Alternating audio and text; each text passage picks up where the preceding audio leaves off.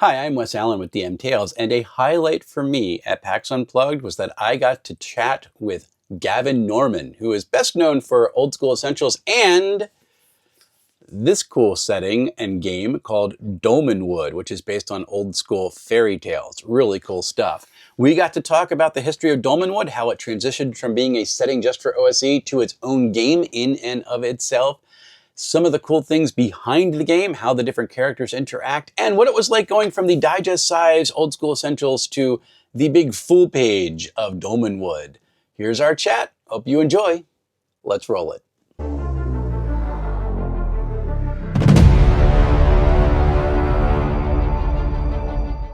So, hi.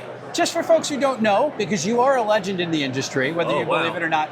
I don't believe it. With whom am I speaking? Gavin Norman, creator of Dolmanwood and Old School Essentials. Okay, and first off, I do have to geek out a little bit. Old School Essentials, the layout on the interior is the best I've ever seen in my life. Thank you. So I'm glad it works. You look like you're very accepting of compliments. It's a good time. So no, really, really cool. But Dolmanwood has just recently, it all got pushed out. I just got my books, which is nice. Great. So what is the history of Dolmanwood? Like, how did it emerge as its separate system? In the beginning, it was a setting for BX. This was before Old School Essentials existed. This was in 2013. We published a few zines with like little snippets of the setting in it, a few classes, a few kind of hex descriptions. Then we realized that publishing it as a zine, we would end up with a collection of like 50 different issues. Gotcha. To complete the setting as I'd envisaged it. And that, that wouldn't be feasible to use at the table. Okay. Like, oh, hang on, you're in hex 2045. Let me look up zine issue 15 or whatever, it wouldn't work. Yep. So then we decided to kind of stop doing the zines and publish it as a complete and no longer just as an extension, like the official setting for BX or Old School Essentials, but now it's its own game. Yeah, again, it came out of practicality, really, that I was thinking like, okay, so to play Dolmanwood, you would have to buy the player's book, campaign book, the monster book. You'd also have to buy Old School Essentials. Mm-hmm. And it just seemed like, why not just include the rules in the game? Then it makes it much more accessible for people, much easier to understand as a product. So that's why we made that decision.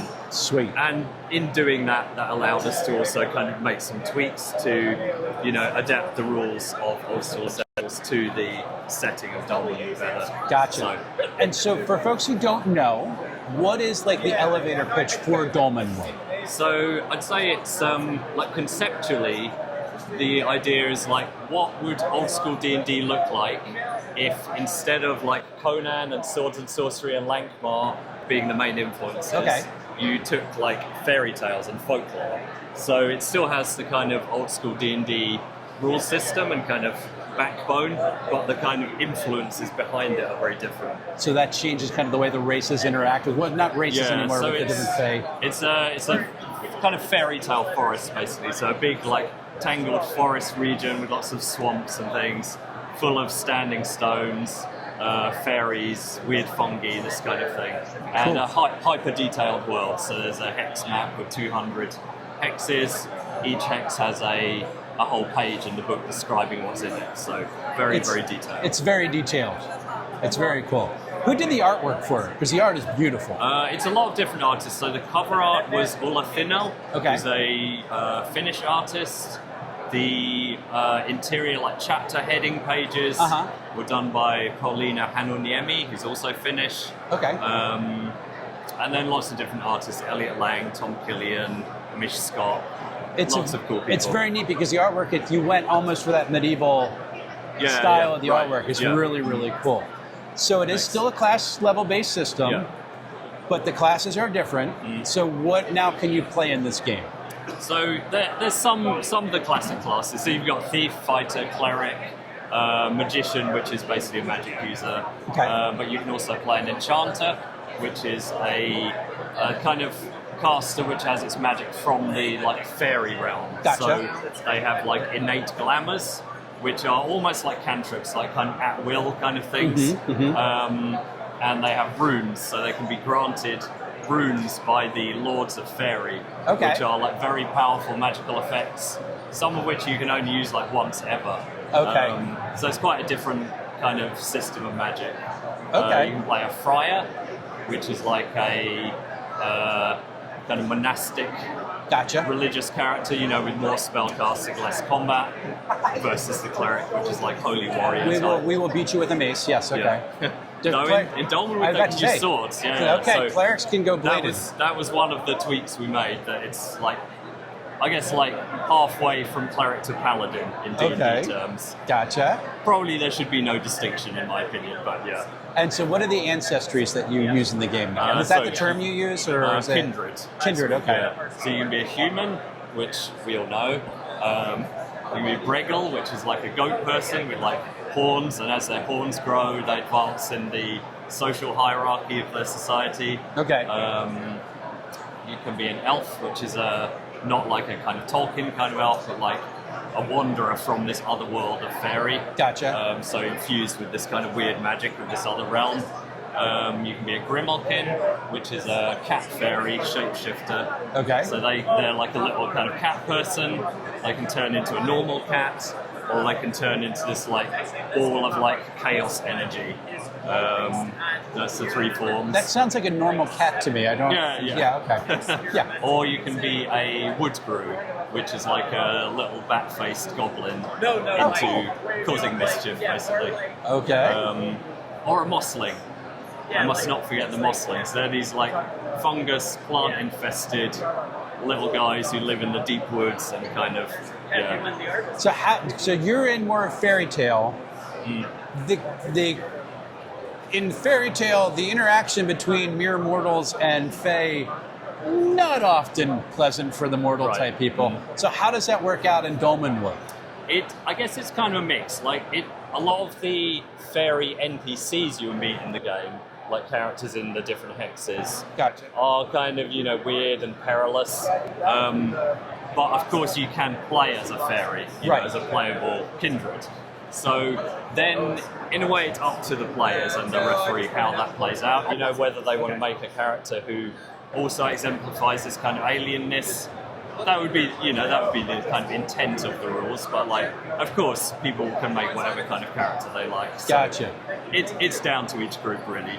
What's it like for fae characters when they get out into like human settlements and things like that? Do they have to hide themselves, or? It's kind of written that like most humans are aware of fairies. Okay. Probably wary of them and afraid of them to some degree. Gotcha. But they're not so alien that it's like they wouldn't know what you are at all. Okay. So, yeah. Very like cool I think in only one of the settlements there is a fairy living there. Okay. I think just one, yeah. And obviously that character is accepted within that town. Okay. Generally, there's none in the other towns. Gotcha. Yeah. So one of the cool distinctions that happened in Dolmenwood from OSE is you went from A5 digest size to like a full letter size book. Yeah. So what caused that change? Just having too much content. Like, I was saying there's like 200 hexes, 1 page each.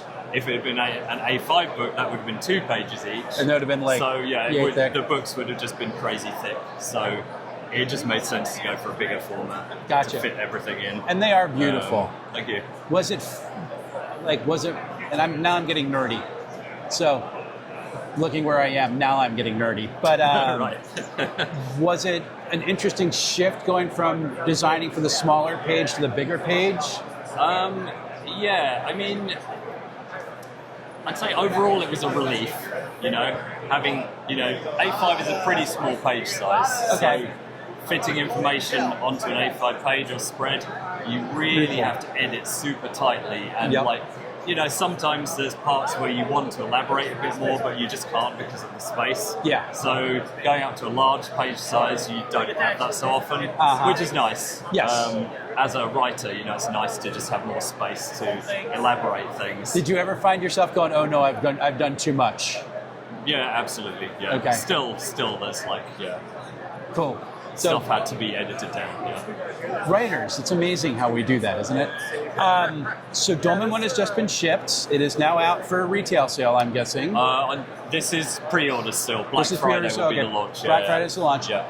What's your next project? So, two things we're working on, kind of big things. One, for Dolmanwood, we're doing a book called The Book of Layers, which will be a full-size hardcover with about 20 or 30 short adventures in it, primarily dungeons. Okay. So, the idea being that if you're running a campaign, you can just take one of these dungeons and just plop it down wherever you want in your game and integrate it into your campaign. Awesome. So, that should be a big help for referees running Dolmenwood. Cool. The other thing is the what's it called? Demonic Grimoire for Old School Essentials. Oh, we're going to get an Old School Essentials release. Okay. Yeah. So this will be May next year. We're running an OSE month on Backakit. Okay. So we'll be launching the Demonic Grimoire, which is a big, thick tome about demons, as you can imagine, and like summoning, this kind of magic circles. We're doing our best to start the satanic panic all over again. Yes, bring it.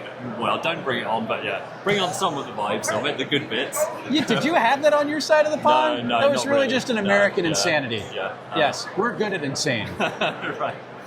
So I've heard. Yeah, it's a little too good. So that's kind of cool. Yeah, so we'll be launching that, and then there'll be another 10 or 12 creators from the OC community also launching their projects at the same time along the same theme of demons. Are there any carcass crawler mags coming out anytime soon? Issue 6 is just out. Okay. You can get it here. Issue 7 is in development.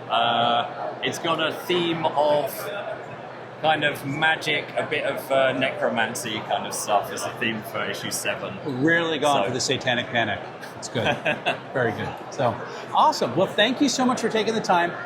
Everybody, go check out Dolmanwood. I am getting ready to start reading it because it's fantastic. And just really, really cool. I'm so excited to meet you. Right. Yeah, and thank you for the cool books. And for folks who are worried that OSE is being dropped, you have official word. It's not. No. It's coming. I love OSE. There you go. It's still going, like big time.